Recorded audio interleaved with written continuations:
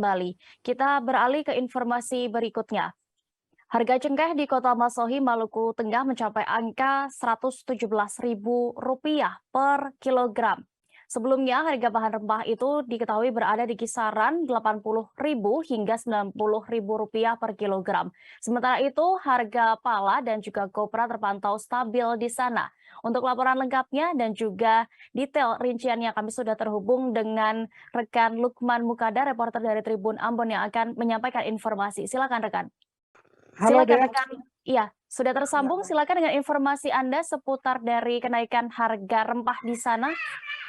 baik Dea dan juga Tribuners, dapat kami laporkan bahwa saat ini bertepatan dengan menjelang musim panen cengkeh di Pulau Seram, khususnya di Kabupaten Maluku Tengah, Provinsi Maluku ini di Seram Selatan ini sudah mau musim panen cengkeh, dan kami kabarkan harga cengkeh khususnya dulu ini. Harga cengkeh saat ini berada di kisaran di Kota Masohi ini berada di kisaran Rp117.000 per kilogram ini di pengepul yang ada di kawasan kawasan Waipo, kawasan Nepo, Negeri Haruru, Kecamatan Amahai. Dan untuk harga cengkeh ini menurut salah satu karyawan yang ada di sana, Ekan namanya itu, menyampaikan ataupun memberikan informasi bahwa harga cengkeh per Selasa 11 Oktober 2022 kemarin sudah naik dari 80 hingga 90, penjualan sebelumnya itu per kilogramnya naik sekarang jadi 117.000.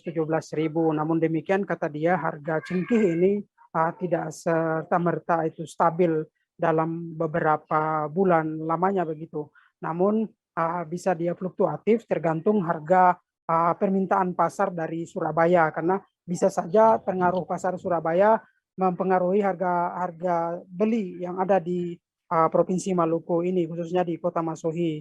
Dan itu bisa turun dalam sehari, bisa saja turun 5.000 atau 10.000 dari harga saat ini begitu Tribuners. Sementara untuk harga rempah lainnya seperti kopra, kemudian pala dan fuli pala, ini harga kopra anjlok sekali.